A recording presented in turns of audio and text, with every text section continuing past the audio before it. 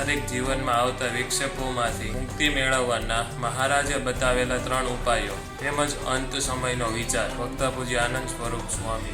આપણે આત્મા છીએ, એ પણ તત્વ છે. આ જગત છે, જગતની સમજ, જગતનું જ્ઞાન, એ પણ તત્વજ્ઞાનની અંદર આવે. આપણે સંસારની અંદર રહીએ છીએ તો સંસારમાં ઘણા બધા વિક્ષેપો આવે છે. એનું કારણ આપણે દેહભાવ છે, આપણને જગતમાં આસક્તિ છે, અને આપણા સગાવાલા હોય, મિત્રો હોય, એની વિશે પણ આપણને પ્રેમ છે. એનો જ્યારે વિયોગ થાય તો તે વખતે માણસના જીવનની અંદર વિક્ષેપ ઉત્પન્ન થાય, એમના જીવનમાં દુઃખ થાય. વિક્ષેપ આડો કેવી રીતે ના આવે? તો ભગવાન સ્વામિનારાયણ એ ગરડા મધ્ય પ્રકરણના 60ના વચનામૃતમાં આનો ઉપાય બતાવે છે. મુક્તાનંદ સ્વામી પ્રશ્ન પૂછે છે, મહારાજ, આ સંસારની અંદર કેટલીક જાતના વિક્ષેપો આવે છે, એમાં ભગવાનનો ભક્ત કેવી રીતે સમજે તો એમના જીવનમાં વિક્ષેપ ના આવે? તો તે વખતે સ્વામિનારાયણ ભગવાન 3 ઉપાય બતાવે છે. એક તો દેહથી નોખો એવો જે આત્મા, એનું નિરંતર અનુસંધાન. બીજી વાત કરી માહિક પદાર્થો, એના નાશવંતપણાનું અનુસંધાન.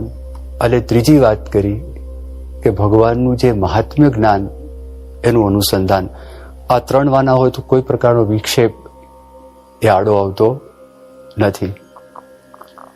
2000ની સાલનો પ્રસંગ છે. પરમ પૂજ્ય પ્રમુખ સ્વામી મહારાજ લંડનમાં હતા અને ત્યાં આગળ ગુરુ પૂર્ણિમાનો ઉત્સવનો દિવસ હતો. અમેરિકાથી એક ડોક્ટર નિલેશભાઈ પટેલ કરીને ત્યાં આગળ બાપાના દર્શન કરવા માટે ગયેલા હતા. જ્યારે પ્રમુખ સ્વામી મહારાજની બાયપાસ સર્જરી થઈ, હૃદયનું ઓપરેશન થયું, તે વખતે ડોક્ટર સુબ્રમણ્યમની સાથે મદદમાં ડોક્ટર નિલેશભાઈ પણ હતા. તો એમને એક પ્રશ્ન પૂછવામાં આવ્યો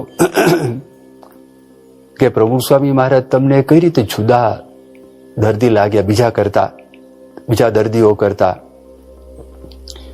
તો તે વખતે એમણે એવું કહ્યું કે એક વીઆઈપીની આપણે સારવાર કરીએ તો બીજા 25 સામાન્ય દર્દીની આપણે સારવાર કરતા હોય એટલો બોજ એક વીઆઈપીની સારવારમાં થાય.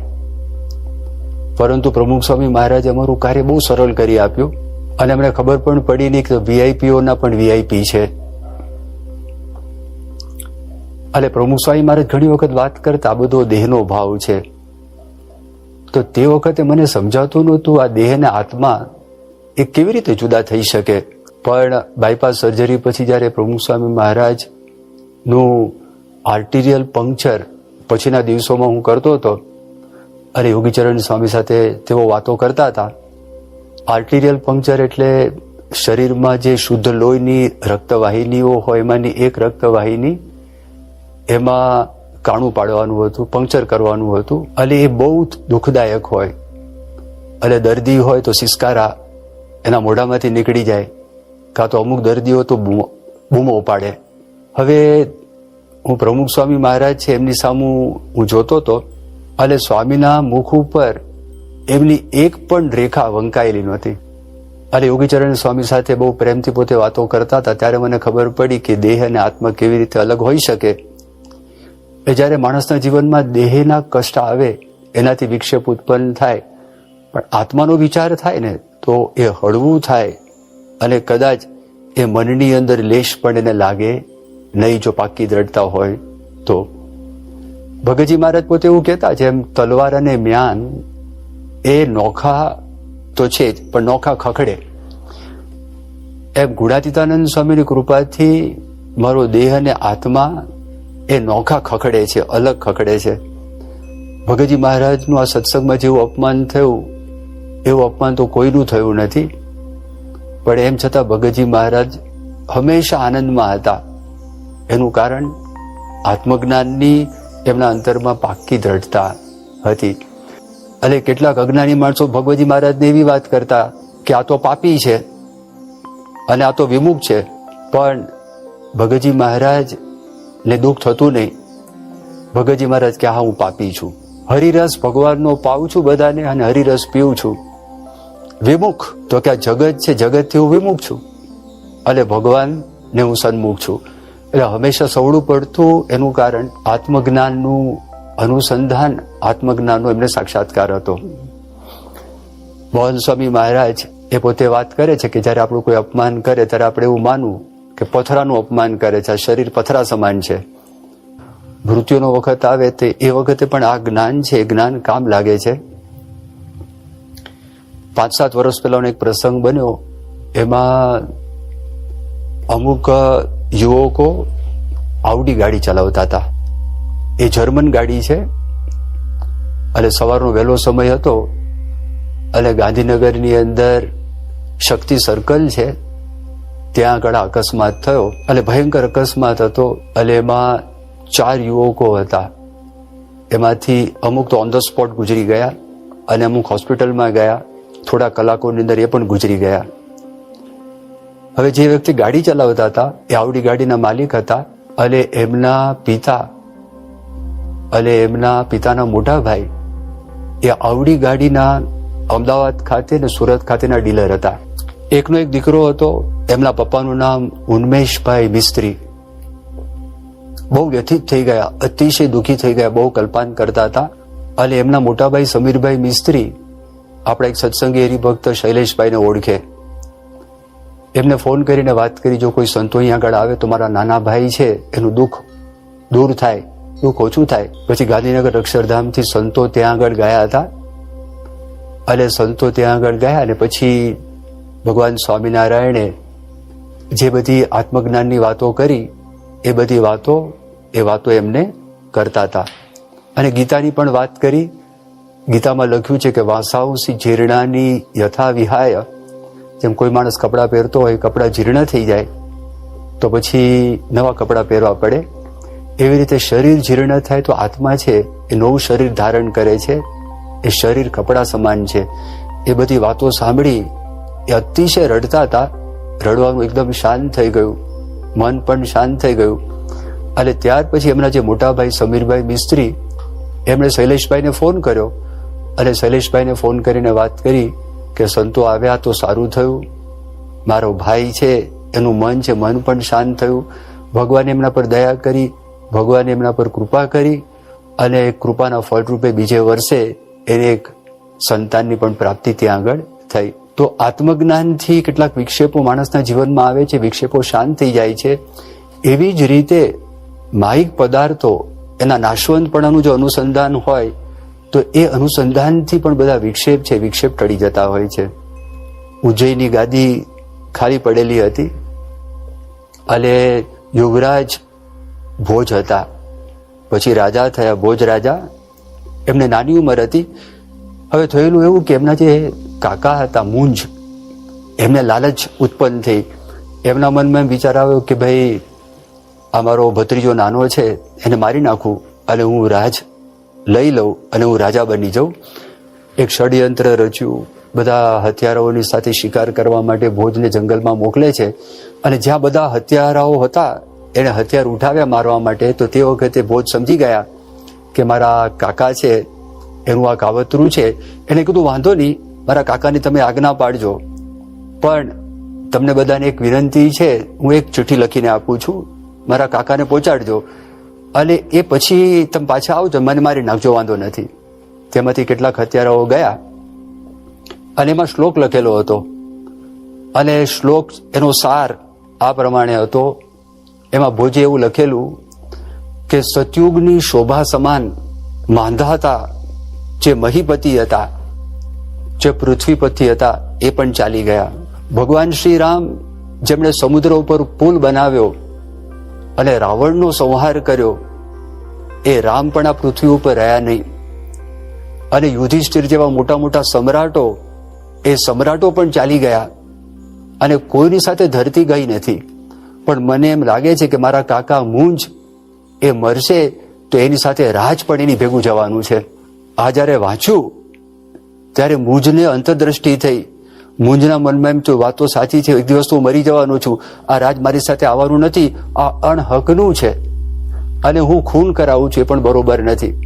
એને પાછા બોલાવે છે અને પાછા બોલાવી અને એમને બહુ ધામધૂમપૂર્વક એનો અભિષેક કરે છે અને એમને ગાદી છે એ ગાદી પણ આપે છે. અને ભોજ રાજા એ આપણે જોઈએ છે કે ભારતીય આખું જે આપણી સંસ્કૃતિ છે એની અંદર પણ બહુ પ્રખ્યાતિ એ ભોજ રાજા છે એને પ્રાપ્ત થઈ. એ પણ આપણને ખ્યાલ છે. રાજ જેવી વસ્તુ હોય તો પણ કોઈ પ્રશ્ન છે એ પ્રશ્ન થતો નથી. મૃત્યુ છે, જેમ આત્મજ્ઞાનથી દુઃખ થાય તો આત્મજ્ઞાનથી જે મૃત્યુનું દુઃખ થાય તો આત્મજ્ઞાનથી એ દુઃખ મટે છે, તો એવી જ રીતે માહિક પદાર્થના નાશવંતપણાના અનુસંધાનથી પણ મૃત્યુનું દુઃખ મટી જાય છે. ગૌતમ બુદ્ધના વખતનો આ પ્રસંગ છે. કિસ્સા ગોમતી નામની એક બાઈ હતી, એનો એકનો એક દીકરો હતો. હવે આ કિસ્સા ગોમતી કોઈ ઘરમાં એક કામ કરવા માટે ગયેલી, અને તે વખતે એનો આ જે દીકરો હતો એ પોતે રમતો હશે અને એક સાપ હતો, સાપે ડંખ માર્યો, છોકરો મરી ગયો.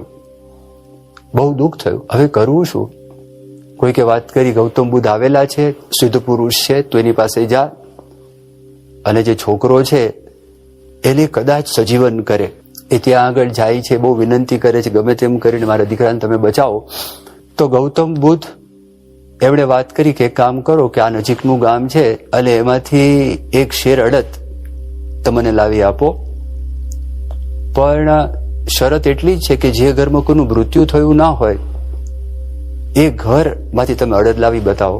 તો એ તરત ત્યાં આગળ જાય છે, ઘરે ઘરે જાય છે. દરેક ઘરની અંદર એને ખબર પડે છે કે કોકના પિતા મર્યા હોય, કોકની મા મરી હોય, દાદા દાદી, કોકનું મૃત્યુ થયું હોય.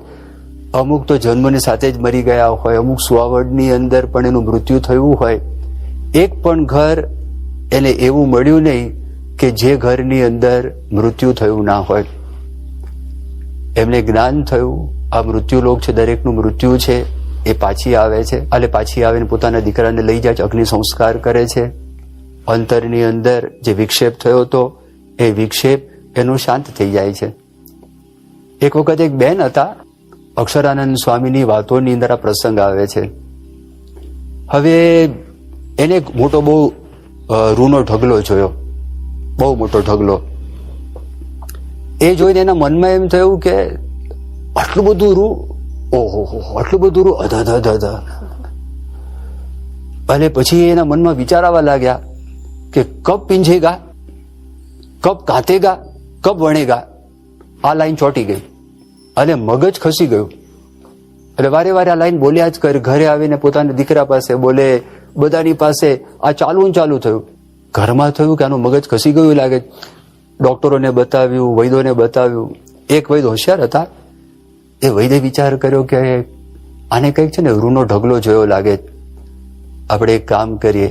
એને રૂમમાં પૂરી દીધા બેનને અને કીધું કે તે રૂ નો ઢગલો જોયો તો કે હા, બહુ મોટો ઢગલો, ઓહો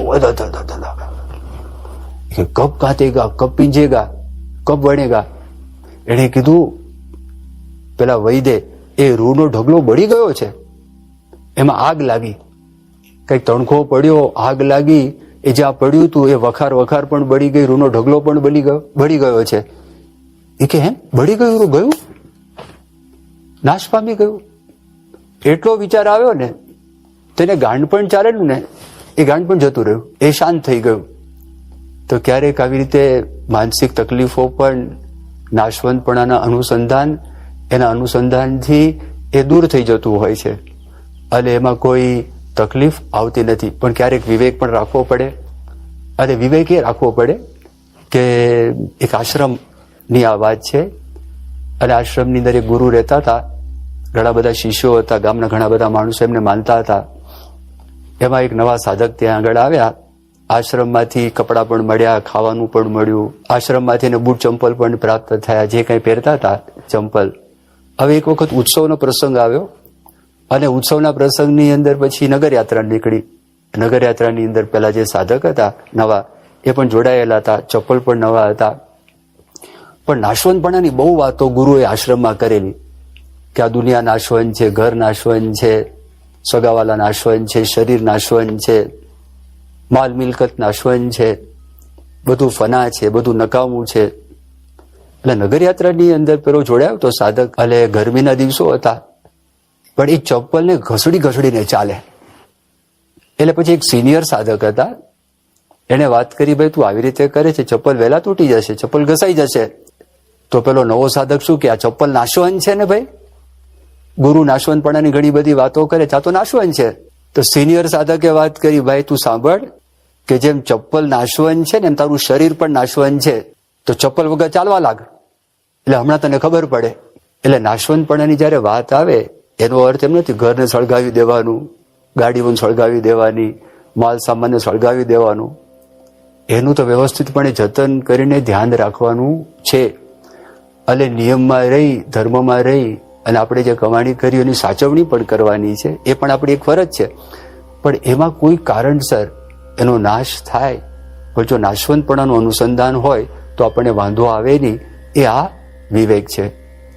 ત્રીજી વાત કરી ભગવાનના મહાત્મ્યનું અનુસંધાન, ભગવાનના મહાત્મ્ય જ્ઞાનનું અનુસંધાન. આ તો રામબાણ ઇલાજ છે.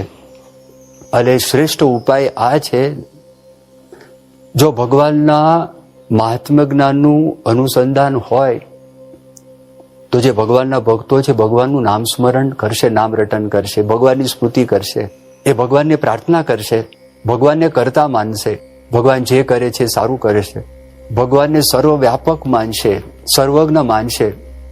એનાથી ખોટું કામ નહીં થાય.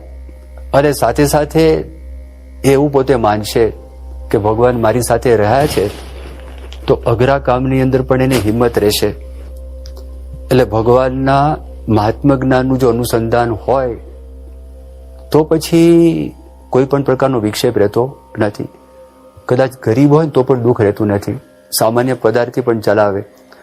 ભાદરા ગામમાં ડોસાભાઈ હતા, બહુ ગરીબ હતા. ખાવામાં રોજ એક જ આઈટમ, રોટલો, રોટલા સાથે મીઠું અને પાણી, એ પોતે પી લેતા હતા. 30 દિવસના સૂકા રોટલા બનાવીને રાખતા હતા, દોરીમાં પરોવીને લટકાવી રાખતા હતા.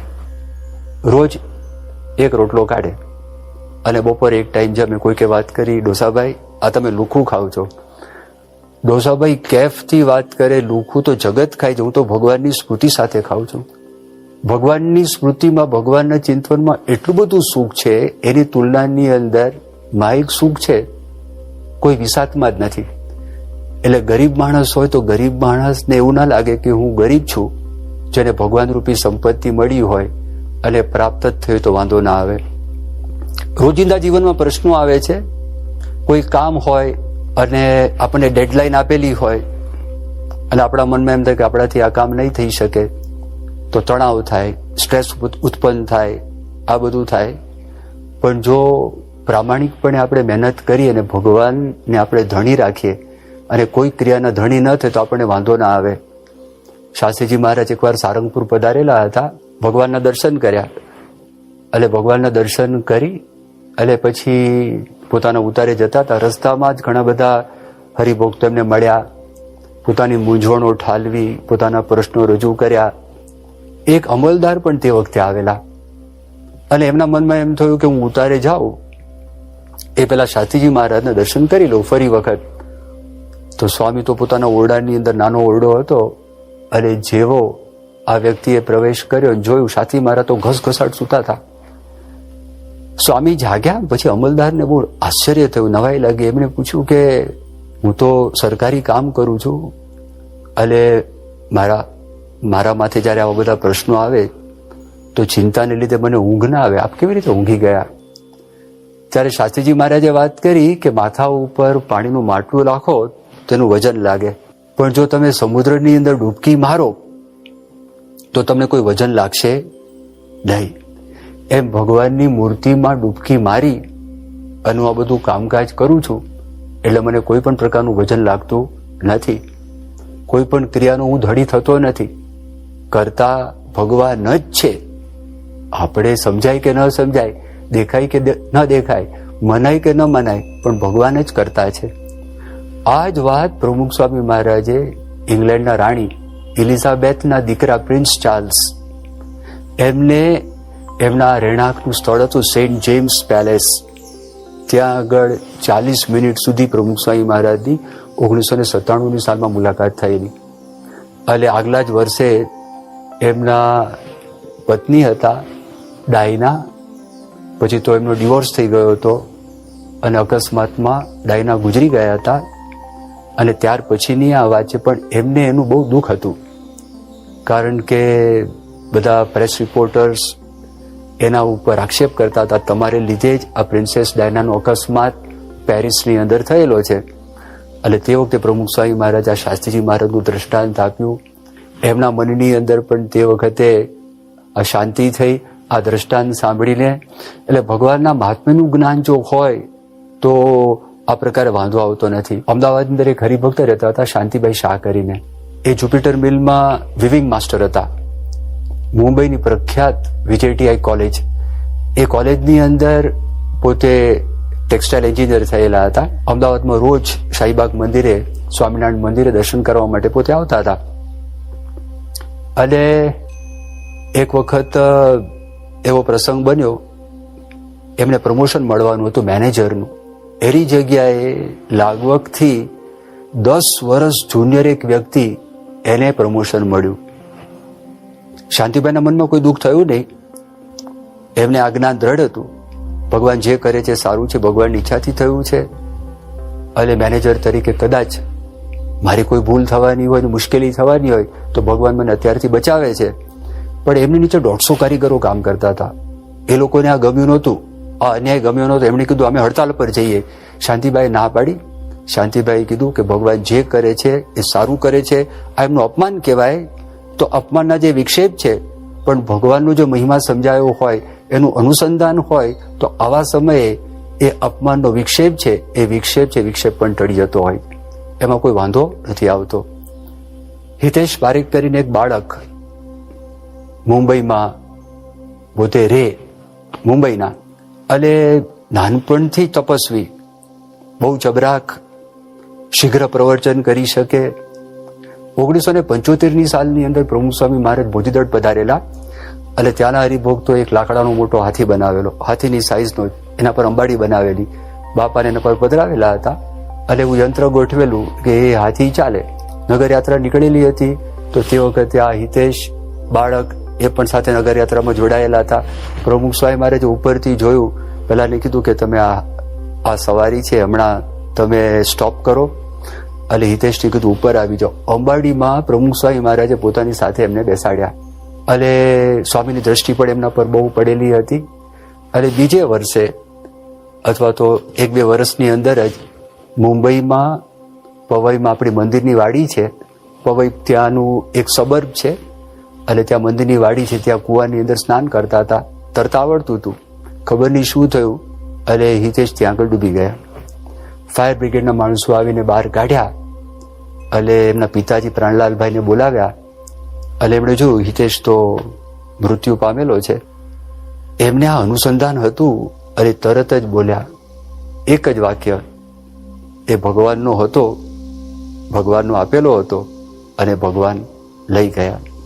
દુઃખ તો થયું હતું, પણ વિક્ષેપ છે એ વિક્ષેપ અંતરની અંદર એકદમ શાંત થઈ ગયું. રાષ્ટ્રીય પ્રશ્નો હોય ને એનું નિરાકરણ પણ આનાથી થાય છે.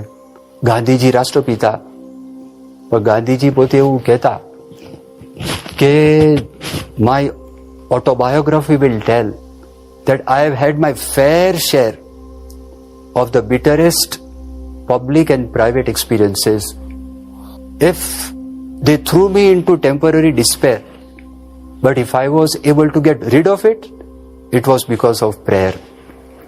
ગાંધીજીએ વાત કરી કે તમે મારી આત્મકથા, મારું જીવન તમે વાંચો, તેમાં મેં નોંધેલું છે કે મારા જાહેર જીવનની અંદર અને ખાનગી જીવનમાં ઘણા બધા પર્યાપ્ત માત્રામાં કડવા અનુભવો થયેલા છે. એનાથી મારા જીવનમાં હતાશા, નિરાશા પણ આવેલી છે, પણ એમાંથી હું બહાર નીકળી શક્યો છું. તો એનું કારણ એ ભગવાનની પ્રાર્થના છે. એમને ભગવાનમાં શ્રદ્ધા હતી, એમને આ જ્ઞાન હતું કે આપણે જો ભગવાનને પ્રાર્થના કરીએ તો ગમે તેવા ખોટા પ્રસંગો હોય, દુઃખદાયક પ્રસંગો હોય, નરસા પ્રસંગો હોય, એની અંદર પણ ભગવાન આપણને માર્ગદર્શન આપે છે અને શક્તિ આપે છે. આ મેં તમને રાષ્ટ્રીય પ્રશ્નની વાત કરી, પણ વૈશ્વિક પ્રશ્નની અંદર પણ ભગવાનનું જે જ્ઞાન છે, ભગવાનનું જ્ઞાન કામ લાગેલું છે. વૈશ્વિક પ્રશ્નોમાં બીજું વિશ્વયુદ્ધ ચાલતું હતું અને 1944નું વર્ષ હતું. અને જૂન મહિનો હતો, 6મી તારીખ હતી, અને તે વખતે અમેરિકા, રશિયા, ફ્રાન્સ અને ઇંગ્લેન્ડનું સૈન્ય એ પોતે હિટલરના સૈન્ય ઉપર ચડાઈ કરવાનું હતું અને એને ડી ડે કહેવાય છે. અને તે વખતે આ એલાઇડ ફોર્સીસના સુપ્રીમ કમાન્ડર આઇઝનહોવર હતા. એણે પોતે એક લખાણ કર્યું અને તે વખતે નૌકાદળના દરેક વ્યક્તિ, હવાઈ દળના દરેક વ્યક્તિ, પાયદળના દરેક વ્યક્તિ, એને આ ફિલ્ડ ઓર્ડર કહેવાય, એને આપવામાં આવ્યો. એમાં એવું લખેલું હતું કે એમણે વાત કરી કે your enemy is well trained, well equipped and battle hardened. તમારો જે શત્રુ છે બહુ તાલીમ પામેલો છે, સર્વ સાધનોથી એ સુસજ્જ છે, ઘણી બધી લડાઈઓ છે એ લડેલો છે, અને હી વિલ ફાઇટ સેવેજલી, એ એકદમ ક્રૂર રીતે તમારી સાથે લડશે. Thus the need to beseech the blessings of almighty God. એટલા માટે ભગવાનના આશીર્વાદ છે એની બહુ જરૂર તમને પડશે, માટે ભગવાનને પ્રાર્થના કરજો. આ 3 વાત આપણે સાંભળી. એક તો આત્મા એ દેહથી નોખો છે, નિરંતર અનુસંધાન. બીજી વાત એ આપણે સાંભળી માહિક પદાર્થના નાશવંતપણાનું અનુસંધાન અને ભગવાનના મહાત્મ જ્ઞાન આનું અનુસંધાન. આ 3 વાતોનો સાક્ષાત્કાર પ્રમુખ સ્વામી મહારાજને હતો. વર્તમાન કાળે મોહન સ્વામી મહારાજ એવા પુરુષ છે કે આ 3 વાતોનો એમને સાક્ષાત્કાર છે. આપણે જેટલો એમનો સંગ કરીશું એટલું આપણને આ જ્ઞાન છે એ દ્રઢ થશે. જેટલી આજ્ઞા પાડશું એટલી આની દ્રઢતા થશે. એમની આજ્ઞાઓ છે રવિવારની સભા, ઘર સભા, સદગ્રંથોનું વાંચન, ચાતુર્માસના નિયમો, તો એ દ્વારા આપણને આ જ્ઞાનની દ્રઢતા થાય છે. તો આપણે ભગવાનના ચરણોમાં એવી પ્રાર્થના કરીએ કે આ 3 વાત, આ 3 જ્ઞાન એની દ્રઢતા આપણા જીવનમાં થાય અને આપણે એ માર્ગે ચાલી શકીએ અને અંતરે હંમેશા સુખી રહી શકીએ. શ્રી સ્વામિનારાયણ ભગવાનની જય.